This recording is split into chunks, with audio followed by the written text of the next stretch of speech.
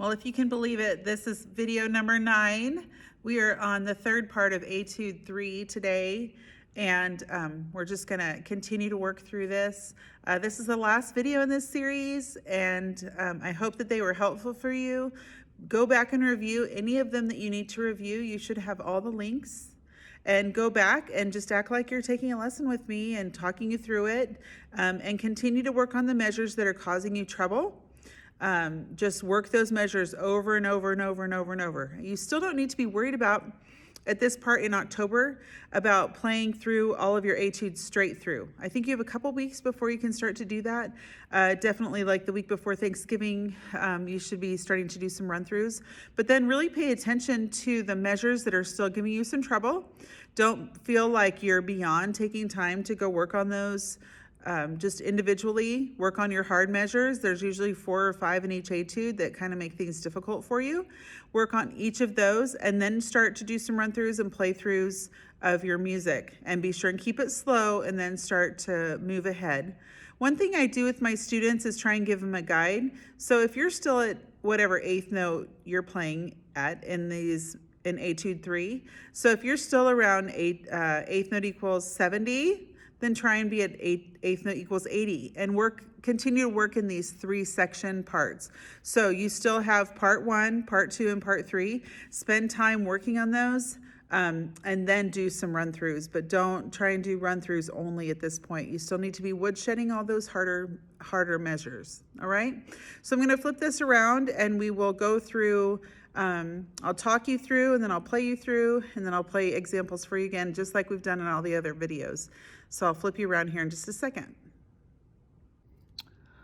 Okay, so we're going to continue to count the 8th note when we're first learning these. Even if you start at a 3rd tempo, which would be 8th note equals 66, that's okay. That's a great place to start. You don't want to be there by December, but this is an okay place to start. So measures 1 and 2 are just like the very beginning of this piece. And you're going to do this grace note on the left side, and be sure and go to D flat there. And then you do the same thing in measure 28. And look, you have it again in measure 31. So the first couple measures of the piece, remember I told you that that's a good portion of the music. So you really need to know those 3 measures pretty well. 27, 28, and 31 are just like the very beginning of your piece. Okay?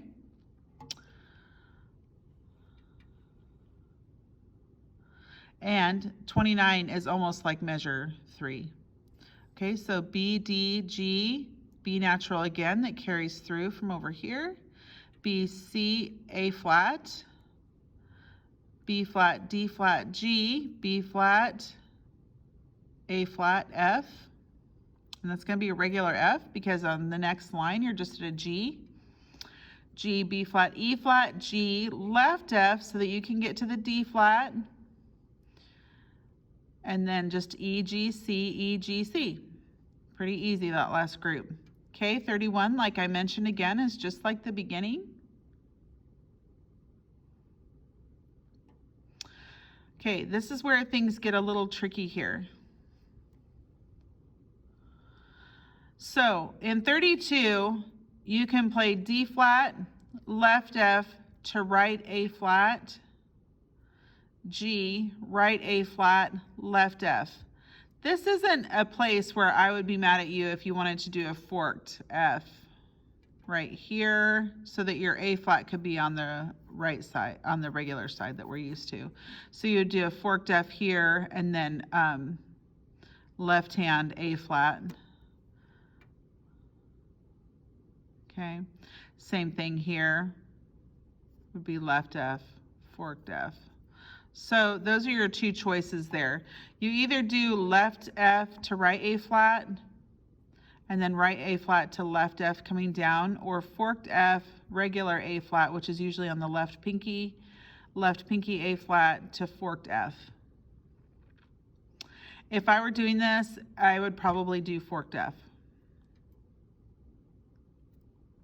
Okay, then you get back to your D flat here. C, B, B flat, A flat, G. And then we have this crazy measure right here, okay? Left F And you're going to have to use that special D flat fingering, that finger over here on the lever key for D flat so that you're ready to go to C. Okay, then B, C, left F, right A flat. This one is actually not an option. You have to do it this way. That's the only way if your finger's on right A flat to get back to the D flat. And the other reason is because you can't finger forked F because your third finger is moved over to that lever over there. So this has to be a left F, right A flat, and then you're gonna have to move those fingers back to get to that D flat with the lever down again so that C comes out. And I'll explain that again here in a little bit. I'll show you that. So left F, D flat with the lever key, and then C. When you pick up your pinky from D flat, then the lever helps you play C, B, C, so that your lever is going to be down the whole time. To left F, right A flat, back to your D flat with lever, C, B, C. Okay, E natural F, C, A flat, F, C, A flat, F. Just the arpeggio there for F minor. All right, so when you look at this, part of your music, you can see wherever has the most fingerings, most alternates here is where the trouble happens. So I would spend quite a bit of time on these two measures, 32 and 33. 27 and 28, 31, hopefully you've already done that at the beginning. You shouldn't have to do that anymore, okay? And even the last measure isn't very difficult. But 32 and 33 are gonna require the most amount of your time. And I'll come back and play some examples for you in just a second.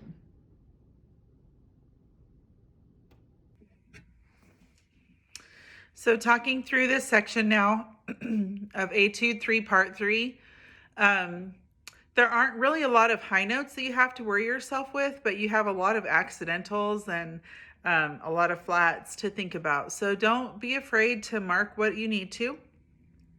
But let's talk through this, these last 8 measures or so. So measure 27 and 28 are just like the beginning. Remember that you're going to use the left D sharp finger or E flat finger there. Okay. And that facilitates you going to D flat easier. Okay. So those two measures.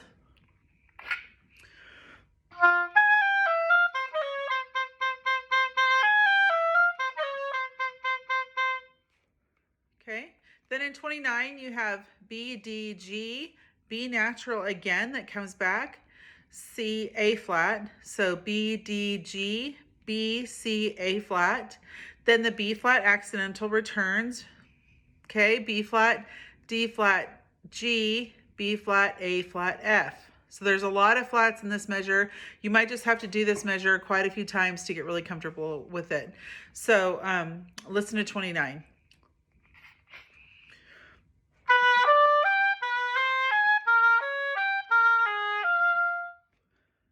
Again.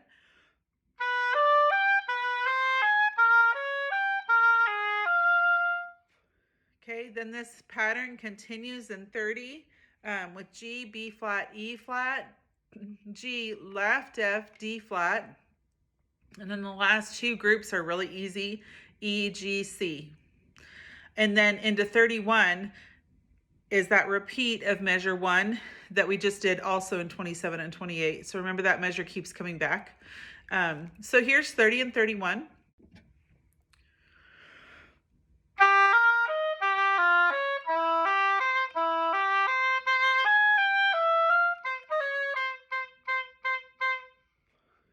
Okay, one more time.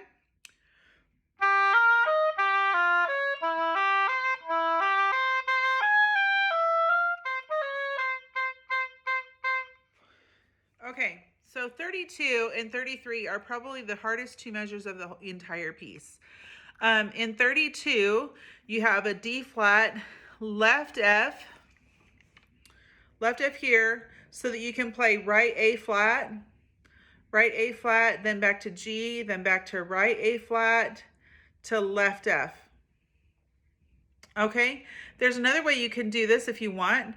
So D flat, forked F, A flat, G, A flat, forked F, D flat.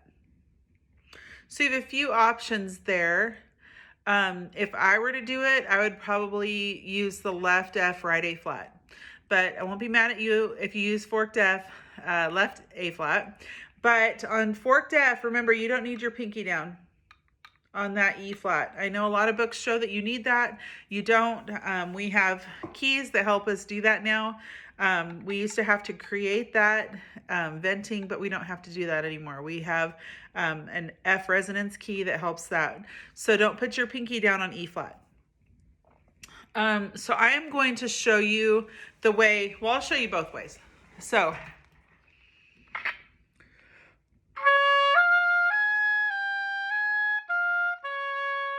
and I lift that finger really big so you could see it. I would normally not do that.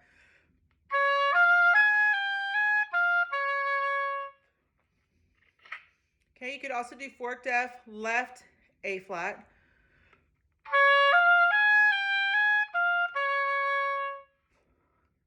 Okay, and I think either one are fine as long as you do it consistently and do it the same way every time, and just decide which way you want to do it and go with it.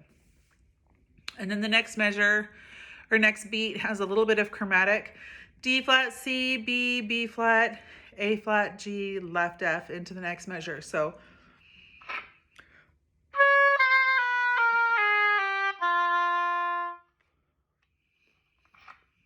all right, so that takes us to the second to last measure, and 33 has the most awkward fingerings of the entire piece. So we have the D flat again, where you have to finger the D flat with this lever key over here, because then you're going to pick it up to go to C, and then go to B, pick it back up to go to C, and you have to use that, then you have to go to left F. You can't go to forked F here because your finger's here and you can't finger forked F with this lever key down. So you have to go left F, D flat with lever, pick up for C, down to B natural, pick up for C, left F, right A flat, back down to the D flat with lever. You're just going to need to practice that interval quite a few times, going from the A flat to the D flat and getting this finger covering the hole and the lever. Okay, and then D flat is there again, and you just do that same thing again. Pick up for C, go to B, pick up for C, E, F. And that takes you to the downbeat of 34. So I'll show you that here right now. Okay, so left F to D flat with the lever.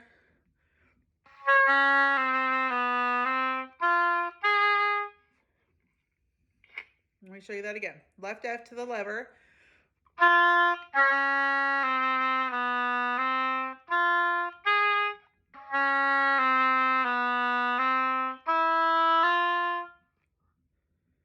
Okay. You're gonna need to get used to that lever key because it's not very fun. All right, so let me try and do the whole measure for you.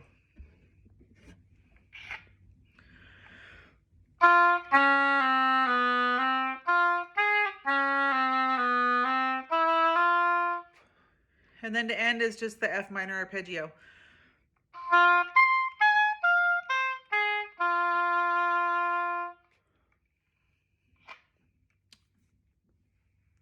All right, I'll be back with some run-throughs. We're going to do the same thing as we did in the first sections. Eighth note equals 90, eighth note equals 100, eighth note equals 110, and dotted quarter equals 40. This is eighth note equals 90. 4, 5.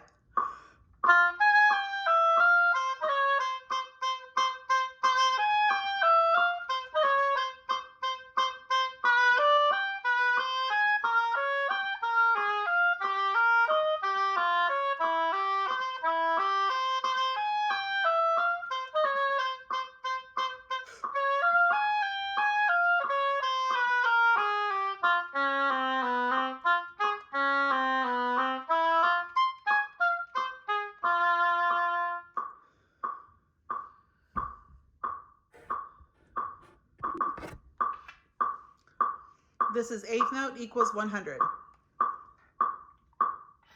4, 5.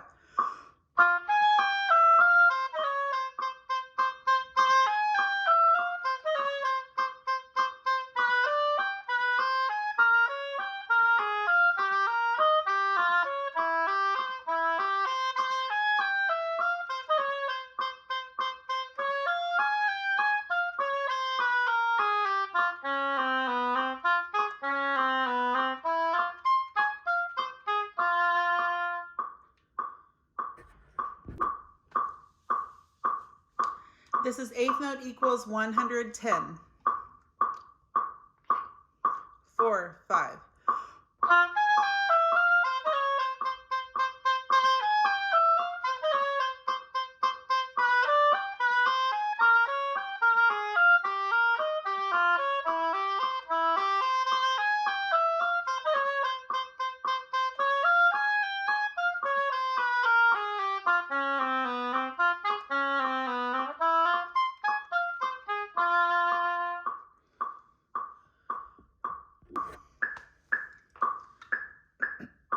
This is dotted quarter note equals 40. This is the same overall beat as eighth note equals 120, but it helps you start to fill these in 2 big sections instead of 6 individual beats. So I encourage you, once you get to 120, to go ahead and go to dotted quarter note equals 40 with the triplet on.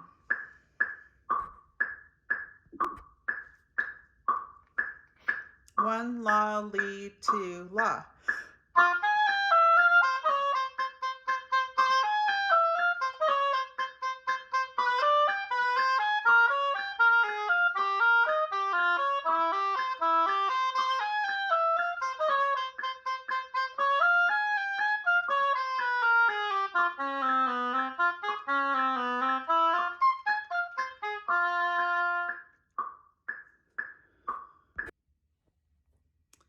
And that's the end of the videos, you guys. This was the end of number 9. So I hope these are helpful. Go back and listen to them. If you are struggling with this section, go back. Use your sheets that I filled out for you with the fingerings, alternate fingerings. Get those transferred to your own parts that you're playing on, and just keep working, working, working, working. You have a little over a month and a half to go, and so it's time to get rolling and get to practicing. And I realize that you've been doing a lot of marching band, but so has every other oboe player in the state of Texas. So it's time to get busy, time to get going on those etudes. If you have any questions, feel free to relay those to your band director, and I will answer them to the best of my ability, and I'll even send another video with an example if I need to.